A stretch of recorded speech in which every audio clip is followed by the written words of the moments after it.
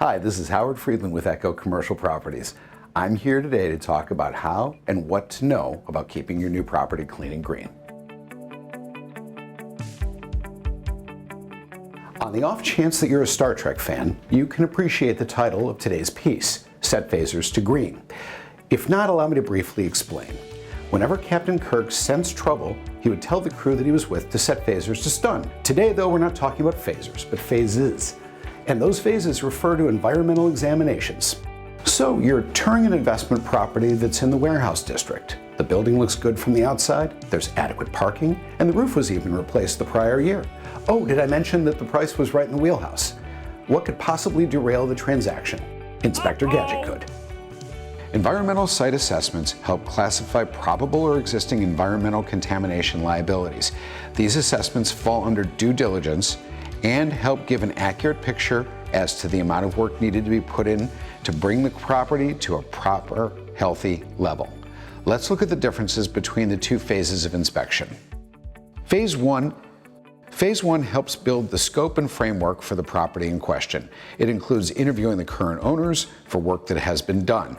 There are a lot of records to review, looking into whether or not there were hazardous materials used on the site. Phase one also allows research with the local government for history on the property, reviewing adjoining properties, and comparing the current condition to the original site plan. The goal is to decide if the property was contaminated in the past.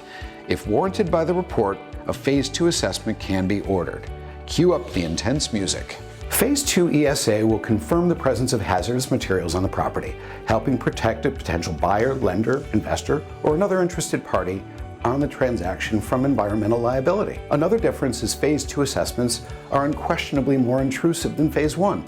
In Phase 1 ESA, which is Environmental Site Assessment, evaluators record things like deeds, aerial photographs, surveys, maps, and other essential documents, and even examine records of nearby properties.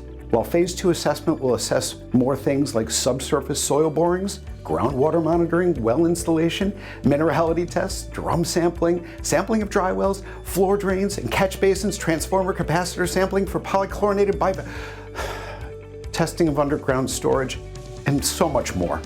The Phase 2 goal is to assess actual presence of environmental contaminants. For example, if a Phase 1 examination determined if a vapor encroachment condition is likely to exist on the subject property, the Phase 2 will further highlight potential remedial actions that may be required to clean up the property. Determining actual costs to clean up potentially dirty land can help hold a transaction together or allow you a way out.